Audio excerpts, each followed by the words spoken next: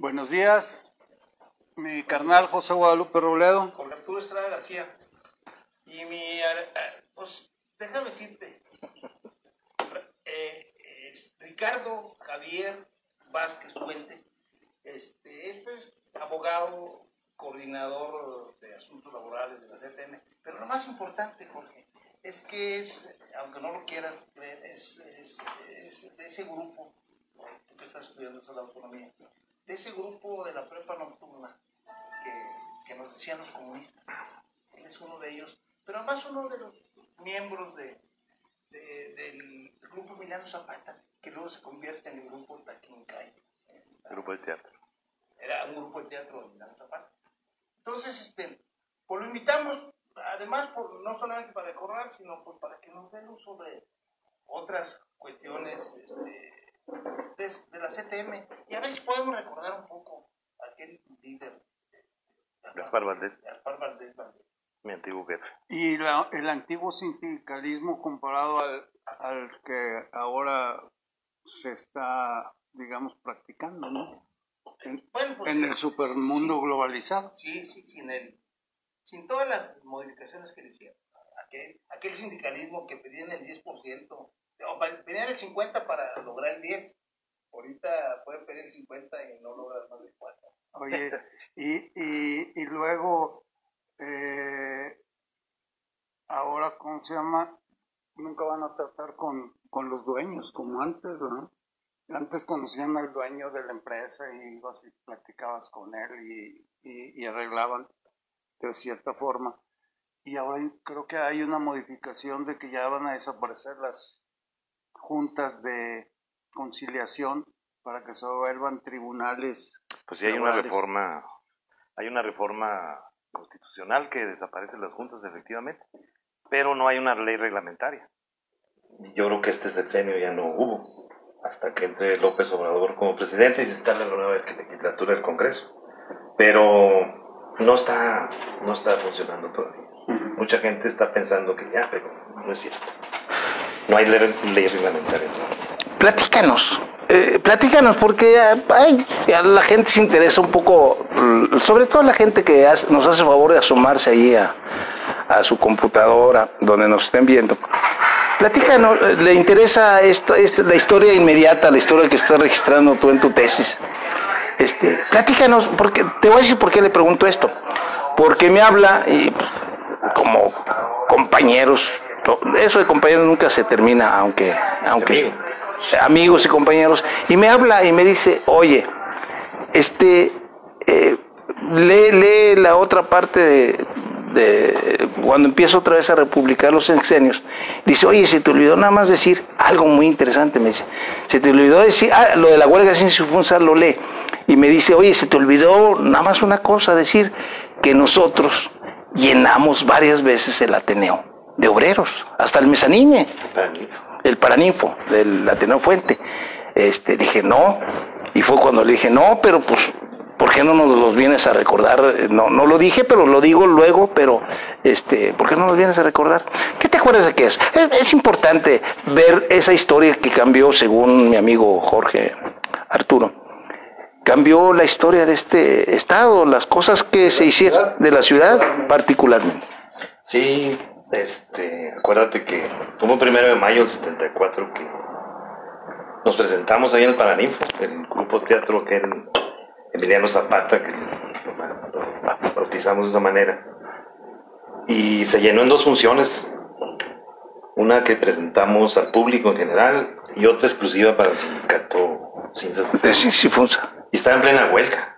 Sí. Y me acuerdo que sí hubo los 2 llenos, inclusive hicimos una tercera presentación al día siguiente y volvió a ir muchos trabajadores que estaban en huelga. ¿Y qué era lo que se presentaba? La obra de teatro se llamaba Sueño Realista. Sueño Realista. Esa fue una obra que, bueno, hay que darle su crédito, desde luego, al compañero José Natividad Molina. Nati Molina. Así le conocíamos. Medio teatrista que le dicen aquí en Saltillo. Y él fue el que inició ese grupo.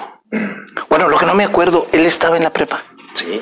Entonces era compañero de la prepa. Era compañero de la preparatoria. Y pues organizamos esa presentación. La obra tenía mucho del marxismo, del materialismo dialéctico. Anteponían ahí los personajes sus ideas. Teníamos un personaje que se llamaba el idealista, sí, vestido en negro. Quién sabe por qué lo pusimos de negro. Y el materialista, que era uno vestido de rojo. Pero éramos conscientes de que pues son las dos, la antítesis, ¿verdad? Sí. De lo que la filosofía sí le ha llamado. Y teníamos el filósofo. Era un personaje vestido de blanco. Y pues de una u otra manera era el que mediaba las discusiones entre el materialismo que entendíamos en aquel tiempo y el idealismo, que pues era encarnado por hasta un cierto punto el personaje era religioso. Y el filósofo era el que centraba las cosas. Entonces eso nos llevó a que los personajes se dividieran ahí entre lo que eran los trabajadores, lo que era la lucha social. Inclusive una de las escenas la adaptamos, donde salía un sujeto con un bombín, un sombrero de esos tipos capitalista, y encarnábamos ahí a un personaje muy famoso de aquí de Saltillo, que no digo el nombre, pero uno de sus hijos fue alcalde y luego candidato a diputado. Sí, como calle. Sí. Y traía un látigo y la raza pues hacía la mímica de que estaban en las fábricas, las máquinas, y salía con un látigo a callar a todos los que estaban gritando, y eso causó mucho entusiasmo entre los trabajadores, porque yo creo que muy poquitos habían ido a una obra de teatro y al Ateneo, y inclusive hay trabajadores que después conviví con ellos ya profesionalmente y se acuerdan de nosotros. Una pregunta, ¿por qué invitar a los trabajadores a ver teatro en la universidad? Porque éramos comunistas, güey. Pues porque estaba la huelga. Y aparte, pues fuimos activistas de ese movimiento. Pues ustedes eran estudiantes, porque se andaban metiendo en esas... Éramos estudiantes y trabajadores al mismo tiempo. Y porque se metieron en esas cosas sociales, involucrarse con... Yo no digo que sea la moda, sino porque la mayoría éramos hijos de gente que trabajaba. Y veías muchas injusticias, veías muchas cosas que no estaban bien. Y a la mentalidad de un estudiante joven como nosotros, tiempo tenía yo 14, 15 años, pues te daban ansias de hacer las cosas de otra manera. Pero además había otras cosas, si tú te acuerdas, Ricardo. Antes de eso, él está hablando del 74 en el momento de la huelga, de la huelga.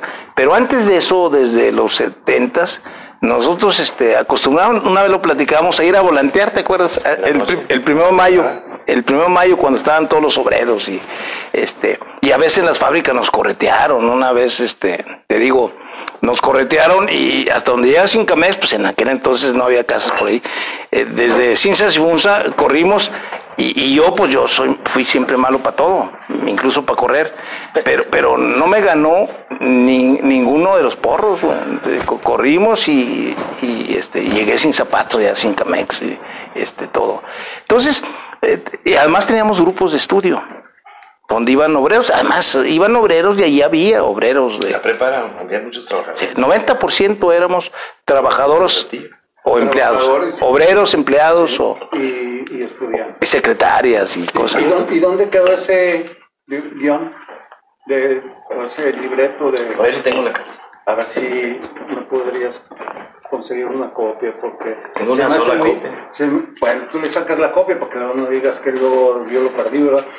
Y entonces, porque sí, o sea, esas cosas son muy valiosas. O sea, mi carnal me ha prestado, por ejemplo, un estatuto universitario, se imprimió en 84. 84, sí. Poco antes del movimiento por unificación de Guadalajara. ¿Te acuerdas? Y un día me lo encuentro a Ricardo afuera de un centro comercial. Y a pesar de que fuimos compañeros muy cercanos, o sea, éramos un grupo, no sé, 40, 30, no sé cuántos éramos, pero que salíamos a volantear y que andábamos de activistas y que nos poníamos de acuerdo para tomar el poder en la prepa nocturna y todo eso, y quitar a los priistas que ya volvieron, ¿no?, otra vez a la universidad. Entonces, me acuerdo que Ricardo era uno de los más activos, en ese grupo Milán Soporro, porque además te gustaba el teatro, yo creo, me da la impresión, eso, pero siempre estábamos, y ¿sabe qué día que hablamos cuando lo invité? No sé por qué se acordó de aquel 1 de mayo del 73, que para mí es uno de los días pues más gloriosos de esa generación de comunistas. Acababa de terminar la autonomía. Entonces llegamos, platícale a ver lo que te acuerdas. Llegamos a la 1 de mayo, estaba llena de obreros. Sí, había un mitin de Chubeto Dávila Narro. Y Arnoldo, el que fue rector, Arnoldo Yararse Puche. Y mi jefe Gaspar, pues fue suplente de Chubeto Dávila Narro, que era el candidato a diputado federal por Saltillo. Y acuerdas que llegamos ahí muchos estudiantes. En el grupo había 2 o 3 compañeros que trabajaban en la CINSA. Sí. Y la raza empezó a gritar que nos dejaran hablar. Sí. Les íbamos a dar gracias porque nos apoyaron los obreros, pues, obviamente. Y la raza se calentaron, los trabajadores. Y luego, bueno, pues Gaspar nos lo platicamos una vez. Y yo le quité el micrófono. Gaspar. ¿Todavía no era tu jefe? No, para nada. Yo tenía unos 17 años. Eso fue en el 73. 13, sí. Y fue cuando nos pasaron el micrófono y no me acuerdo quién empezó a hablar, si fuiste tú. No me acuerdo quién empezó a hablar. Y la gente nos aplaudió, nos glorificó ahí. Y luego proponen los del PRI, que eran los de la campaña de Chuy Beto Dávila, a caminar hacia el Palacio de Gobierno, ¿te acuerdas? Y se llevan a Chuy Beto Dávila Narro en hombros, sus gentes ahí, su equipo de Estado Mayor. Y toda la raza de CINSA atrás. Pero al llegar allá a la catedral, frente a la puerta de la entrada de Juárez, ahí se paró toda la columna y entraron aquellos solos, sí. Digo, sí, como políticos eso fue una derrota. Sí, fue una derrota muy buena. Aunque todos nos ganaron, ¿verdad? Sí. Otro partido. Sí. Pero fueron tiempos muy interesantes. Sí, cambiaron nuestra sociedad de Saltillo y de el mismo sindicalismo que... Bueno, qué bueno que me dices eso. Porque ahora que he estudiado algo de esa época y me ha tocado exponerlo en algunos lugares, la pregunta que me dicen es, bueno, ¿y dónde quedaron líderes como esos? Porque Coahuila es el estado más priista del país, no se mueven sus autoridades, hay poca alternancia, tuvimos 2 gobernadores que fueron hermanos, y entonces dicen, ¿dónde quedaron esos líderes sociales y por qué ya la sociedad no es como fue? Pues a muchos los absorbió el sistema. Es decir, tienes ahí un muchacho que fue Oscar Pimentel, fue presidente de los alumnos del Ateneo, muy combativo. Alfio Vega. Alfio Vega, también. Vega, aunque ese no lo conocí muy bien. Porque era de lo segundo. La Pepa, el Melchor. La Pepa es... bueno, cuando hablamos para aquellos que no... Pues son jóvenes. José Reyes. Pablo Reyes. Cuando hablamos de Gaspar Valdés, estamos hablando de un símil de como... Fidel Velázquez, el Fidel Velázquez de Coahuila. Él fue durante muchos años dirigente de la CTM, incuestionable, porque él tenía mucha ascendencia sobre todos los dirigentes regionales. Entonces de él habla que la otra vez me comentaste, a mí sí me gustaría que comentaras a nuestro pequeño auditorio. Les gustan mucho las anécdotas, me lo han dicho 2 o 3, sobre todo las anécdotas históricas que la otra vez me platicaste. Yo le comento que yo entrevisto a Gaspar Valdés cuando empieza el periódico Saltillo, que acaba de cumplir 30 años el 1 de julio.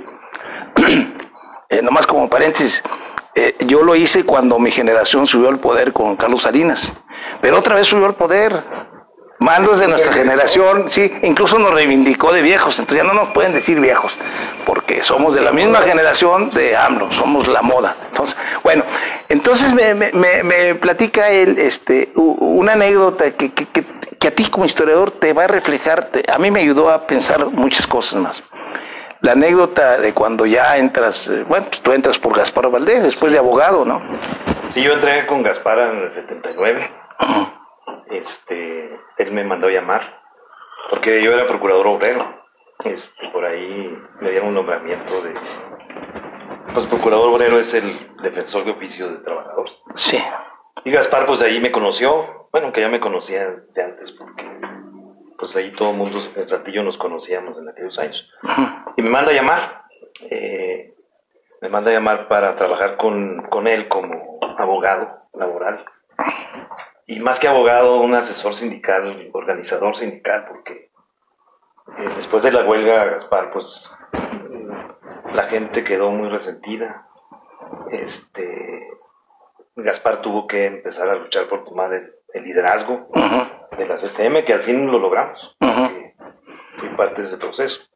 Y me manda a llamar y me dice, pues aquí hay trabajo para usted, señor, ¿cómo ve? Y a mí me encantaba eso, ¿verdad?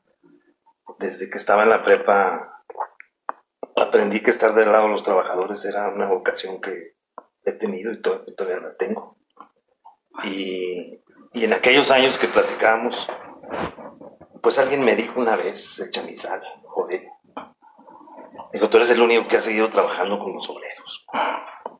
Joel todavía... Joel Ramírez, no, ya murió hace... por aquellos años también. Y así seguí. Y yo le agradezco a Gaspar, en paz descanse, que me permitió trabajar con él.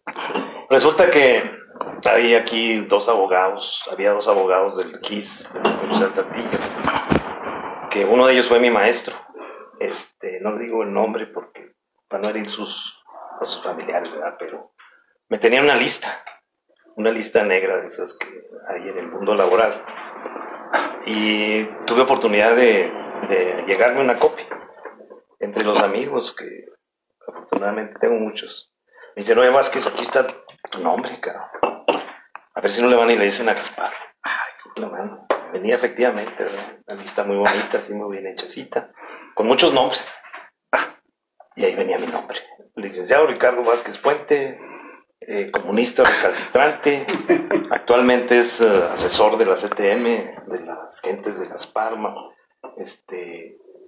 No se recomienda, pues no se recomienda que yo estuviera ahí, ¿verdad? Y voy y le digo al jefe Gaspar, digo, oiga, lo agarré después de una fiesta, el jefe Gaspar, le digo, oiga, Gaspar, fíjese que pues llegó esta lista, mire, me tienen aquí. Dice, ¿cómo lo tienen? Tenía la voz muy ronca aquel hombre. Dice, ¿cómo lo tienen o por qué? Dije, no, pues es que mire, aquí está el comunista. Y luego, me dice, ¿luego qué? Le dije, no, jefe, pues es que antes de que le digan, pues yo vengo a decirle para que, pues quiero hablarle derecho, ¿verdad? Sí anduve y sí es cierto, y no lo niego. Y se me queda viendo muy profundo el viejo, me dice, mire, ya no me esté mortificando, póngase a jalar. No ve que usted está aquí para que la cuña apriete, tiene que ser de mí un palo. Váyase a jalar y ya no se preocupe por esos cabrones. Así me dijo. Y pues fue muy significativo. Yo ya lo sabía, él, obviamente. Ya, pues yo pienso que sí. No, nunca me dijo que lo sabía, pero el hombre sabía que pues que necesitaba cierto tipo de profesionistas al servicio de los trabajadores que le ayudaran. Y que le supieran. No, y además en ese tiempo los mismos trabajadores habían quedado muy inquietos, ¿no? Después de la huelga y todo, sí. y la relación con los mismos estudiantes que los hacían pues defender sus derechos, reaccionar. Fíjate. Sabían que organizándose podían lograr cosas y exigiendo también. Entonces era más difícil, como quien dice, convencerlos de que se fueran más tranqui, ¿no? Sin salirse pues, luego a la calle. Los trabajadores aprendieron mucho en esa huelga con nosotros. como los señores dueños del GIS, como el mismo Gaspar, como la CTM de Nacional, porque esto repercutió en todos lados. Y Gaspar aprendió una cosa muy importante, ¿verdad? Que si él venía de los trabajadores, tenía que estar con los trabajadores. Y siempre lo estuvo, porque a mí me consta. Vivir afuera del medio en el que yo vivo, muchos critican y dicen, pero hay que vivir adentro para comprender cómo son las cosas. La problemática adentro. La problemática. Y le hemos empoderado a los trabajadores, los que toman sus propias decisiones. La organización procuramos hacerla lo más democrática posible, porque cuando no lo haces, te revienta en la cara los trabajadores que no estás actuando como debes. Y hemos tenido muchos ejemplos en Monclova, donde la gente es muy, muy tenaz, hay una tradición sindicalista de corte muy radical. Uh-huh. Nos han enseñado ahí en Monclova que pues hay que estar con los trabajadores, si no te repudian y te sacan y te echan por fuera. Y hay todavía, dices, hay trabajadores, todavía conoces trabajadores. Fíjate luego que platico con Vázquez, con Ricardo, empieza mi maquinita del tiempo a retroceder. Y ahora me explico por qué, me explico dos cosas. Una, que esos movimientos en los que participamos, Autonomía, Movimiento Popular y la huelga sin fuerza, que fue una de las más importantes del país y la más importante del norte de México, además ganadora, yo insisto con eso, ganadora, cambió muchas cosas. Yo no sabía hasta ahorita que también repercutió en la CTM, adentro de la CTM, que hizo cambiar muchas cosas, pensamientos de los liderazgos y todo eso, incluso que la inclusión de gentes como Ricardo, pues era necesaria, que ya entendía él esa dinámica, ¿no? Y perdona más, y lo último es que eso envalentonó, vamos a ponerle esa palabra, a Flores Tapia para hacer lo que hizo. Porque demostramos que no había tal invencibilidad del otro lado, ¿no? Sí, y además y se animó. El presidente manda a Flores Tapia como su candidato a gobernador ante la oposición del Grupo Industrial Saltillo y de los López, ¿verdad? Sí. Entonces, ese era un presidente que estaba enfrentado con los empresarios, sí. Y de veras. Y entonces,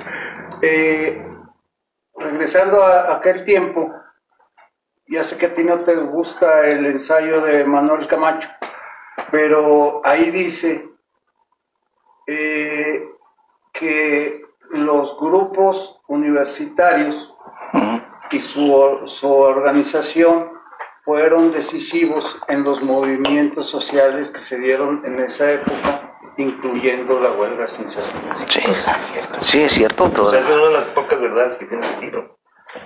Sí, para que veas, no es que no nos guste. Nomás te voy a platicar, nomás te voy a decir algo. Tiene muchas imprecisiones por una razón. Cuando estuvo Alcázar, aquí estuvo Alcázar, o sea, invitado como tú, hace 4, 5, no, 10 programas. Entonces, yo le pregunto a Alcázar, porque no tenía que preguntárselo, porque yo lo había vivido. Yo estaba con él cuando llega Camacho, todavía del Colegio de México, a tratar de entrevistarlo, y en ese momento ya los López habían dividido los trabajadores para correrlos y todo eso. Y entonces él estaba pues muy molesto, con un gran problema. Y llega la secretaria y le dice: oiga, señor, ahí viene un académico, quiere hablar con usted. Y le hace así, Salvador. No, yo no quiero hablar con académicos, yo lo que quiero es resolver estos problemas, dígale que no puedo hablar. Entonces, ¿qué hace Camacho Solís, a quien yo conocí personalmente? Pues se va al obispado, y en el obispado le dan la versión. Una versión que no era muy cristiana, porque si hubiera sido cristiana le hubieran dicho cuáles eran las condiciones en ese momento de los trabajadores. Es una explotación extraordinaria, ¿no? Bueno, ya por eso, ahorita lo que dijo él, no, una de las cosas que dijo bien fue esa, porque es innegable. Después de la autonomía se genera eso, el movimiento y la huelga, porque pues, nosotros participamos desde los grupos de estudio hasta teatro, Sí, ahora que te dé el guión, mi querido Ricardo, te vas a dar cuenta de los diálogos. Son diálogos marxistas. Es que es lo interesante de esa época. Exacto. O sea, en esa época circulaban montones de ideas y una de mis inquietudes es de dónde las tomaban. O sea, los medios no estaban publicando mucho de esas cosas, ¿verdad? De los libros. De los libros. Y dónde conseguían los libros, porque tampoco... eran caros. Sí, no, pero... Las bibliotecas, algunos los tenían y algunos no. Pero las... Pero no, fíjate, perdóname. Sí, no había. Si encuentras tú un libro del Capital, sí. Esos libros estaban editados por, no me lo vas a creer, pero por la embajada rusa. Sí. Y los comerciaban aquí muy baratos. Sí, o los regalaban nosotros. Bueno. Tengo un manifiesto comunista ahí de, ¿cómo se llamaba aquella editorial? Novosti se llamaba, los rusos o de soviéticos más bien. Todo eso circulaba en aquel tiempo. Y nosotros teníamos... Te pregunto porque bueno. Yo quiero saber... Y es que nosotros teníamos contacto con la embajada, te voy a decir cuáles. La cubana, la china, la rusa, obviamente. Y íbamos, yo 2 veces fui por un montón de libros y eran los que leíamos, nos los regalaban. Porque, fíjate, al mismo tiempo que estoy estudiando aquí, estoy estudiando en Monterrey. Porque pareciera que no, pero están muy conectados. Y entonces, allá había una oficina cubana de cultura. Y cada año hacía su festival de conmemoración de la Revolución Cubana y era una semana de conferencias. Luego había una oficina china que también hacía eventos culturales y conferencias. Y una representación soviética que estaban ahí. Entonces, allá hubo guerrillas, ¿verdad? Entonces, hubo un gran movimiento de ideas y en espacios públicos porque hacían conciertos, hacían manifestaciones, recordaban fechas, había conferencias y todo. Entonces, las ideas circulaban en espacios públicos. Y por eso yo quería saber en Saltillo de dónde salían. Sí. Pues yo creo que no había ninguna conexión con México o con grupos así. Los más cercanos que yo me acuerdo eran los Mascarones, que era un grupo de... Y José Lo Molina, ¿te acuerdas? Pero él era contactor. Sí, era... que lo trajimos como 5 o 6 veces al Ateneo. Y era muy bueno haciendo coreografías. Sí. Y entonces no venía nadie del cubano aquí, no había... No, nada de eso. En Monterrey había hasta desfile. No, sí, nada de eso, no. Aquí nosotros andábamos... Allá hay un colegio que se llama Colegio Civil, que es como si fuera el Ateneo de allá, ¿verdad? La Prepa 1. Prepa 1 que ya no están en... plaza le decían Plaza Ho Chi Minh en aquel tiempo. Sí. En los 70s. Yo conocí gente de ahí, pero digo, realmente los que yo conocí ahí de esa plaza, francamente no fueron marihuanos. Nosotros no le hacíamos a eso. Sí, no. No solamente no le hacíamos, cuando tuvimos el control, el liderazgo de la preparatoria y éramos consejeros técnicos, un día corrimos a 4 que eran marihuanos. Sí, pero eran de uno de los hombres más, hijos de uno de los hombres más importantes en la universidad. Autónoma, de Coahuila, no era autónoma todavía, el de las prensas universitarias, no me acuerdo cómo se llama ese profesor. Pero volviendo a esto, lo que esas listas negras, como comunistas, también los otros tenían listas negras, pero ya comunistas significaba otra cosa, son gentes pro obreros, son gentes pro revolución, acá significaba hacer otra cosa. Lo que dice Ricardo es muy cierto, o sea, muchos de los personajes que fueron líderes en esos movimientos o participaron en forma destacada, el mismo gobierno o el sistema político los fue cooptando. O sea, ¿por qué? Por su destacada participación, por sus ideas, por la forma aguerrida de defender sus causas. Y entonces, así muchos entraron al PRI, otros se fueron a la vida académicas sobre otros todo. Sindicales, otros se volvieron intelectuales, otros después fundaron, no sé, el PT, o después al Presumo, o al... Además, de alguna manera se tenía que vivir. Sí, no te ibas a dedicar. De alguna manera, o sea, como decía aquel, luego que te recibes, andas en la búsqueda de la chuleta, ¿no? De la comida. Pues, tenemos la desgracia de comer.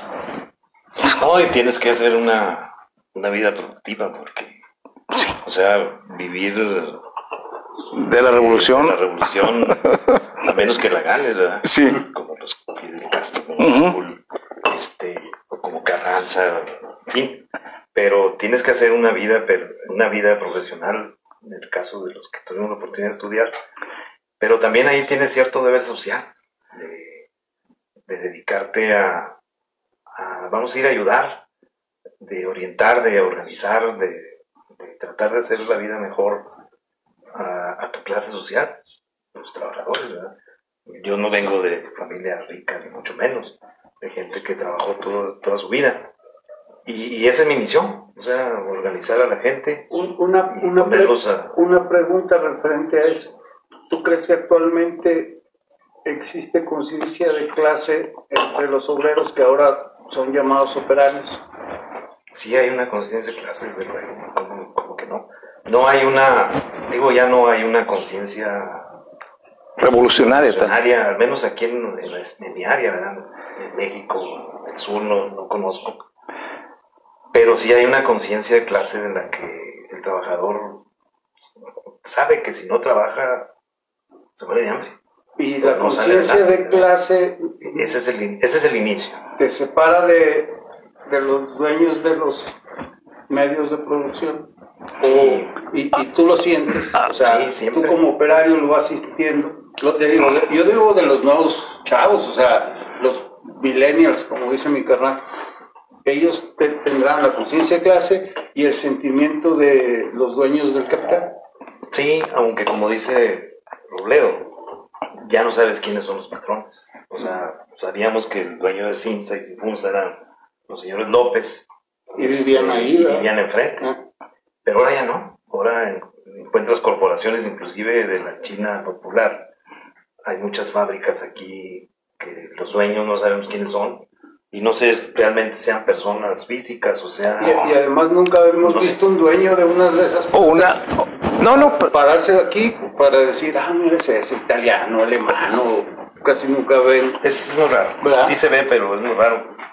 Pero aún los países socialistas como China, no sabes quién es el dueño. Sí. Al menos tienes el nombre ahí, tienes su personalidad jurídica, persona moral aquí en México, y para de contar. Y ahí es donde está la conciencia de los trabajadores, ¿verdad?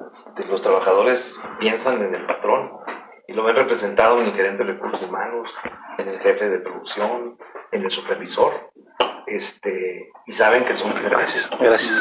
y saben que si se dejan, se friegan los trabajadores. ¿Y la rotación cómo la explicarías? ¿Aquí en Saltillo? Sí, aquí en Saltillo, particularmente Saltillo. Bueno, ese es un fenómeno que te diré, que se da porque hay infinidad de empresas nuevas. Es más, aquí hay pocos trabajadores que pueden irse a determinada fábrica. Y la raza, los trabajadores buscan las rotaciones por buscar la mejor empresa. Sí. Hay trabajadores que deciden prestación. trabajar en un lado, no nada más porque la ruta del camión les pasa en la esquina de su casa. Y con la otra empresa tienen que caminar 3 cuadras. O el comedor, que no le gusta la comida. O sea, son cosas que están sucediendo ahorita. Sí. Aquí en Saltillo se dan esa aquí. Porque hace 2 días leía una noticia de un tema que también estoy siguiendo, de que están por llegar 500 trabajadores a Saltillo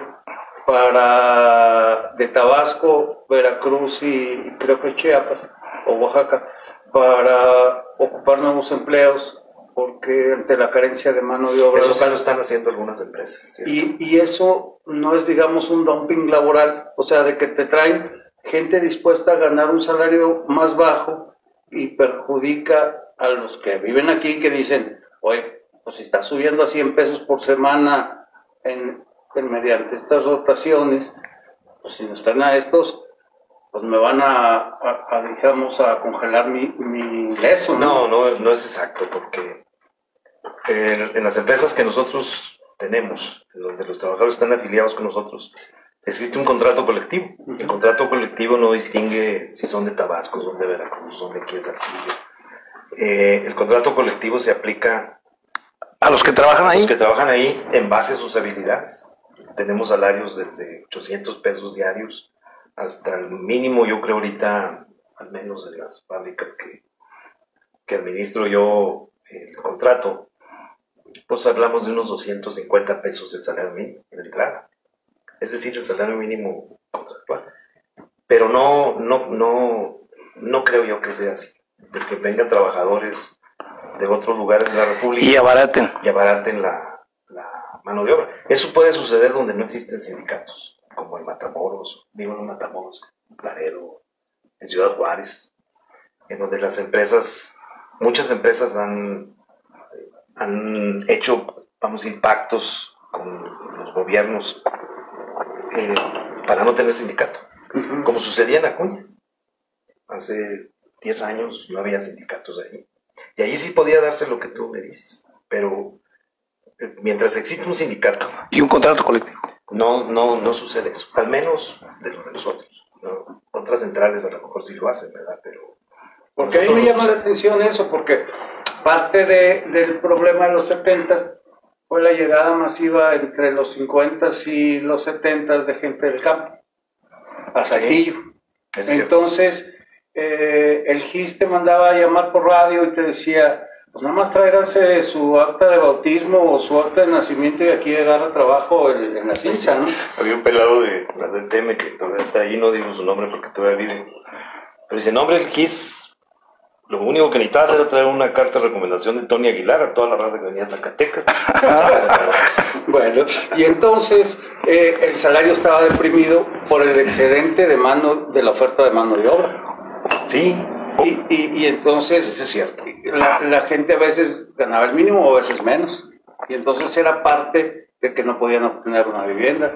Y llega el Infonavit, pero te exigía 2 salarios o 2 salarios y medio mínimo, como para darte el crédito, y ni siquiera alcanzabas un salario mínimo, o a veces sí lo alcanzabas. Sí, no, es que... Y tenían que invadir las cosas en donde los universitarios también participan con iniciamos eso. Sí, o sea, decías el Chamizal y luego ya después Juan Sánchez y Segovia y el mismo Joel Chamizal en esas cosas. Se da una cosa como es en la economía, vamos a decir, mundial. La competencia es lo que te hace elevar los estándares de salario, de calidad de vida, de calidad de los productos. El Grupo Industrial Saltillo era el único aquí, Sincamex y la Harvester. Sí. Entonces, pues pagaban lo que querían. En el momento en que lo que me decía Robledo hace rato, que don Oscar trajo a la General Motors aquí, se explotó la competencia por los trabajadores. Y eso condujo a que cambiara la historia aquí en Saltillo, como dice Robledo. Los salarios empezaron a tomar un nivel más alto, porque había competencia de empresas que ofrecían mejores salarios a los trabajadores. Y eso trajo como consecuencia que ahorita... Cambia la calidad de vida, le da viabilidad a una ciudad y por eso Saltillo es lo que es. Con todos los problemas que trae, ¿verdad? Porque pues es un poquita agua.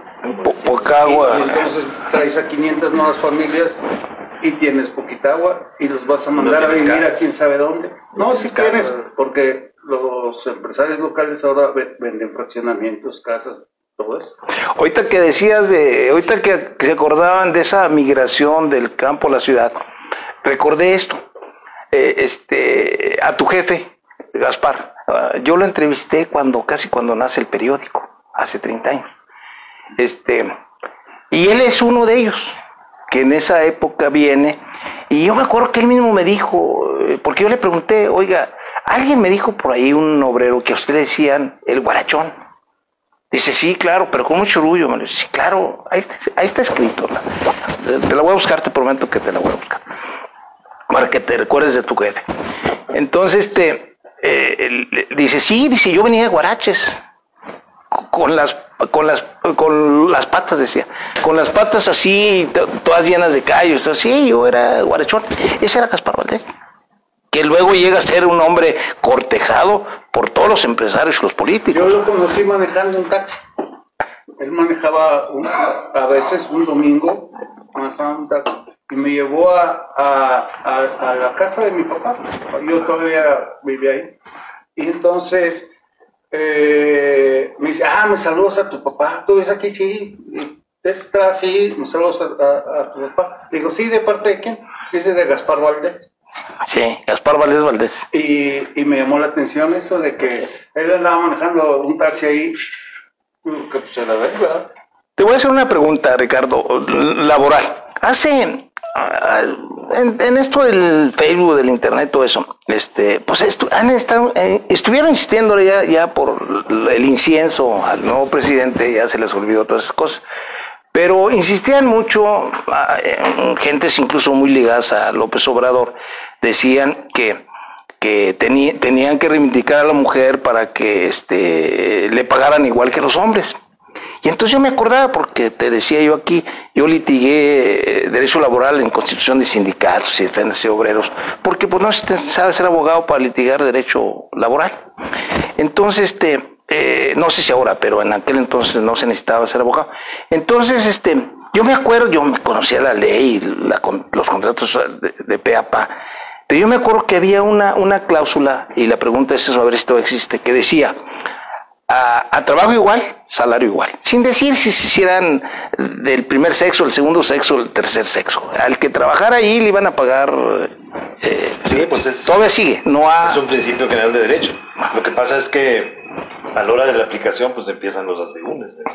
La realidad es que todavía no alcanzamos una completa igualdad, vamos a ir entre mujeres y hombres, entre los trabajadores. Y aquí las mujeres son las que mejor trabajan, tienen menos ausentismo, son las que tienen más calidad, más responsables, no se van al chupe, todo eso. Eso es innegable. Y aquí en nuestra ciudad, pues, miles de mujeres trabajan y son de los mejores que hay. Cuando llega la General Motors, me dice Flores Tapia, yo luego de ser gobernador le estuve preguntando esas cosas. Y me dice un día que lo único que le puso a General Motors, pues sí, te platiqué fuera de cámara, lo vuelvo a repetir, que un día le pregunto cómo le hizo para traerse la General Motors, que fue lo que terminó con el monopolio, la hegemonía de un grupo y bajos salarios y todo eso. Entonces me dice, no, mira, me pidieron el cuadrito, me pidieron el clavito, me pidieron el martillo, y si me han pedido el hoyito, también se los hubiera dado.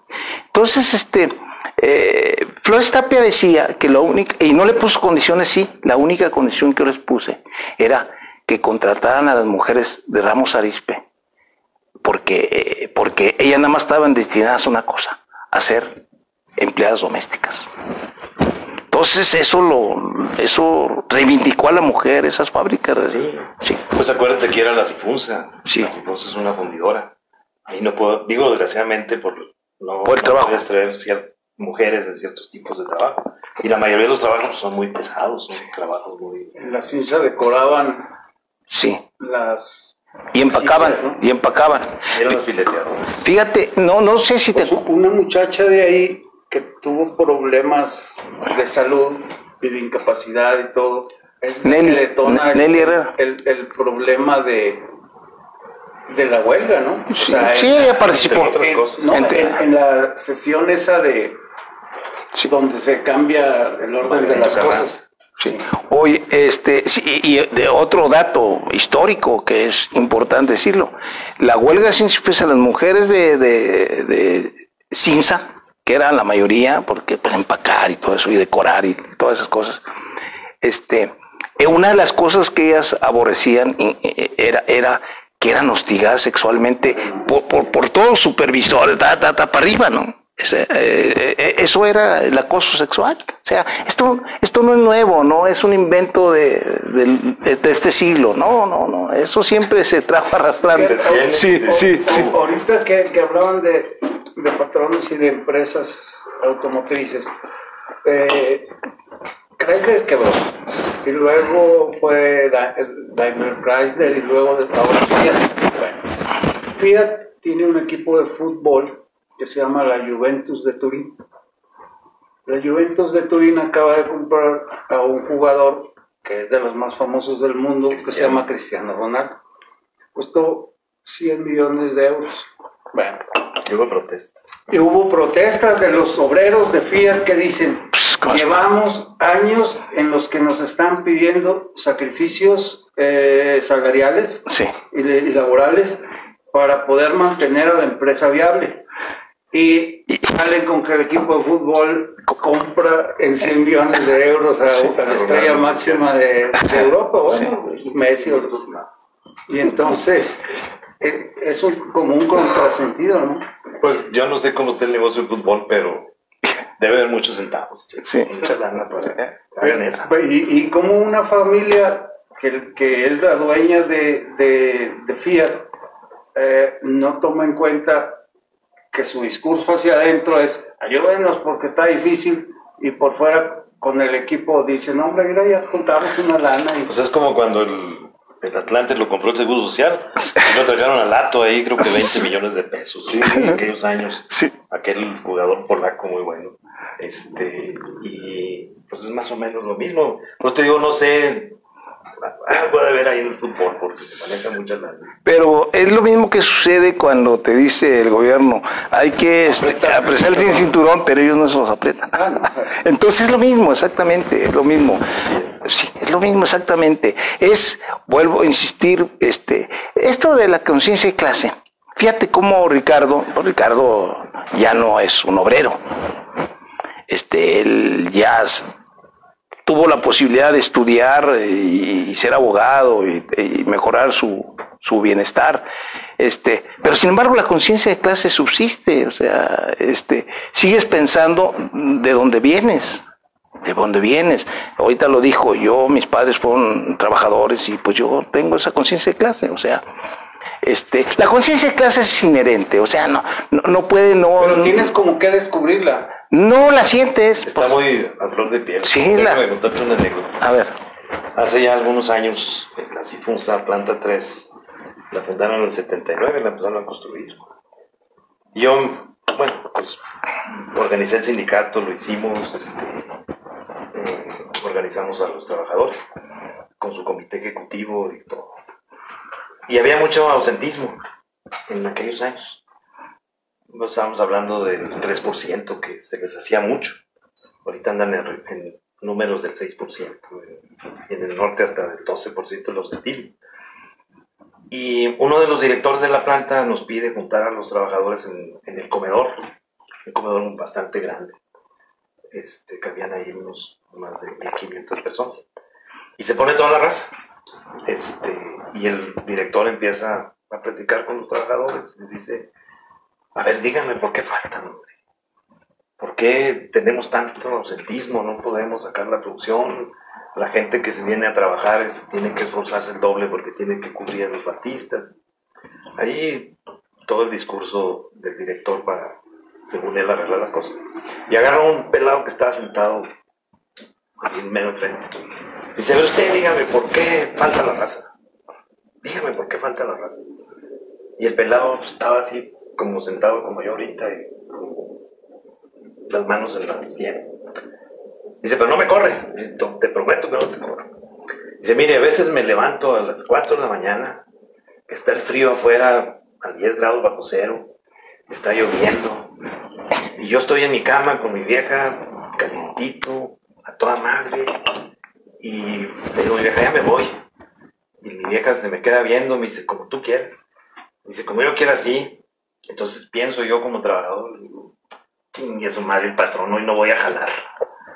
Y eso quiere decir mucho porque los trabajadores todavía ven la diferencia entre lo que es el patrón y lo que es el trabajador. O sea, hasta cierto punto, cierta enemistad.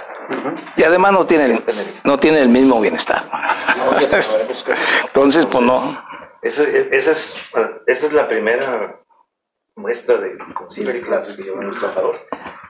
Pero han cambiado mucho las cosas, ya no son como cuando las huelgas de Funza, que la raza se paraba ahí en la casa de doña Anita López del Bosque. Sí, sí. Del Bosque. Ujú. Y le aventaron huevos y lo insultaron, porque había un odio muy feo en ese tiempo. Hasta yo me asustaba, a pesar de que andábamos ahí en la por el odio que se sentía. Pero han cambiado las cosas. Sí. Ya, Sí. a veces los trabajadores tienen muy puesta la camiseta con su trabajo, con el trabajo que hace. Se sienten orgullosos de ver un carro como el Camino, un carro que se empezó a fabricar aquí en Saltillo, en Ramos, que ahora lo ven en la televisión y dicen, mira, este carro lo hice yo, cara.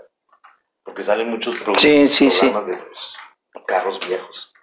Y se sienten orgullosos de su trabajo. O sea, eso es algo muy natural, muy humano. Y además como que parte del nuevo paradigma de las industrias transnacionales que nos llegaron fue como crear una familia, ¿no? O sea, que decían, mira, tú ahora ya eres una familia Eres parte de... o una familia Chrysler y así, Magna, y día de la planta abierta y día de la familia, entonces... Eso nació en el 74. Eso nació en el 74. Los patrones se dieron cuenta que estaban cometiendo errores graves y le permitieron al jefe Gaspar cambiar las cosas como estaban antes de la huelga y después de la huelga. Por eso Gaspar se afianzó. Gaspar ideológicamente tenía las bases, mi jefe. Y la práctica la hizo porque se necesitaba hacerlo de esa manera. No se tomaban en cuenta los trabajadores, les valía brillo, se ponían ahí un grupito el que controlaba el sindicato y se abrieron todas esas puertas. Gaspar fue el que inició eso, honestamente. Por eso Saltillo ahora es una ciudad muy tranquila laboralmente. Sí. Y antes éramos poco rojo. Sí. Éramos bravos como Nomás un dato, sin embargo los obreros les sigue pasando lo mismo que les sucede a los albañiles. Ellos construyen las grandes casas, los grandes edificios y viven pues no chozas, pero en casitas, no. Igual que a los obreros, producen los carros y son los que menos la tienen. Sí, o sea, ahora ya, pues, Sí. no sé, 700,000 pesos. Sí. Entonces, tu casa déjame decirte una cosa, Roberto. sí. Ya no es así exactamente. Cualquier día vamos a la General Motors y ves tú el estacionamiento y ves a la raza que sale y trae un carro, vamos a decir chiquito, un Chevy modelo 2005, pero trae porque le gasta un poco de gasolina, pero traen sus carros más o menos buenos, modelo 2010, 2015.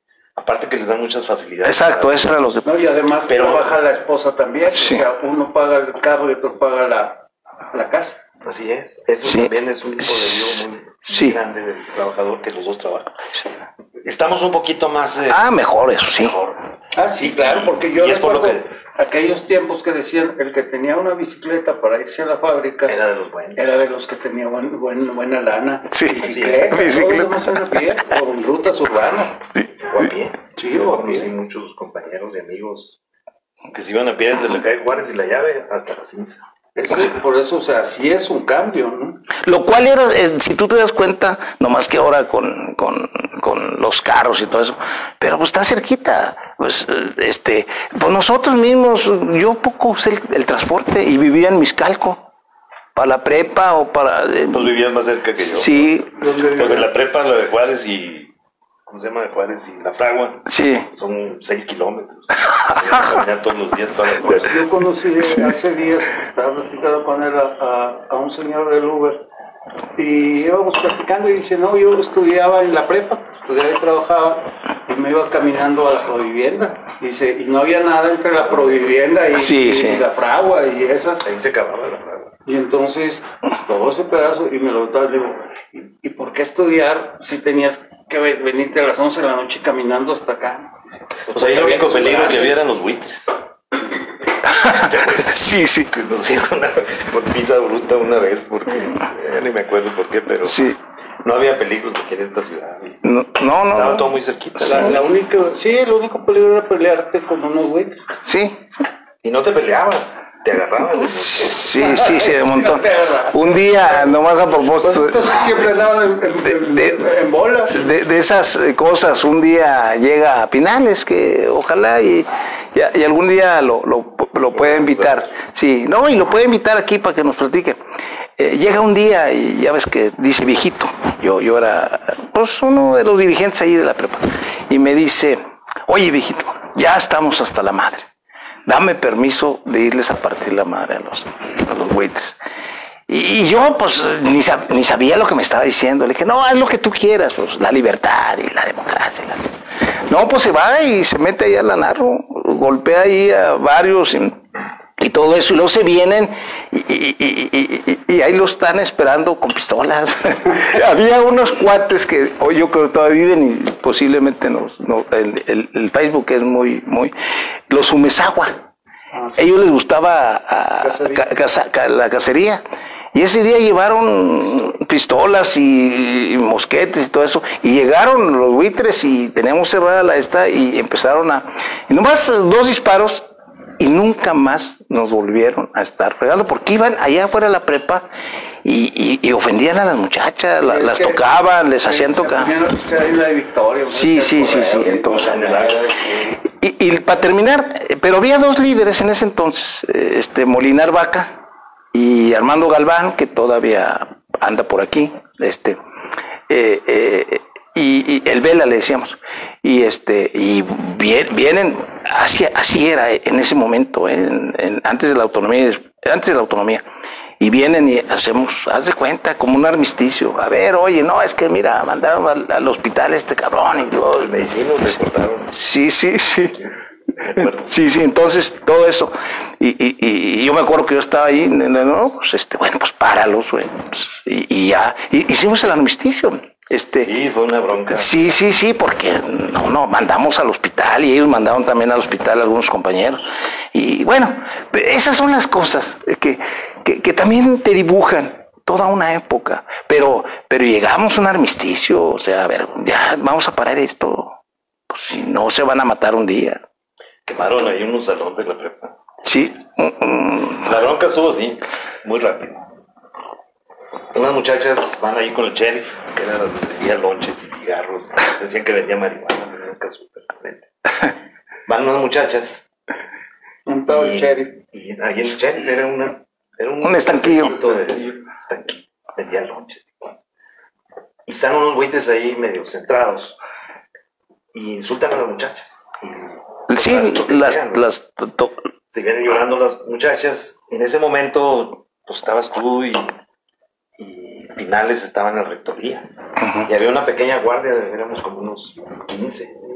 El más grandote era yo. Con el todo. Sí. Y las muchachas llegan llorando y nos platican lo que pasa. Salimos, andaba Víctor Peña. Víctor Peña era muy bueno para los golpes. Sí, era un abanico, ¿no? Sí. No, pues ahí los sonamos a los 3 o 4 pelados que estaban y los hicimos correr. A los 25 minutos llegaron como unos 50. ¿En camiones? No, estaban ahí en el lago de la Alameda, que vienen corriendo a la prepa. Y pues córrele. Y alguien trató de cerrar la reja primero de afuera.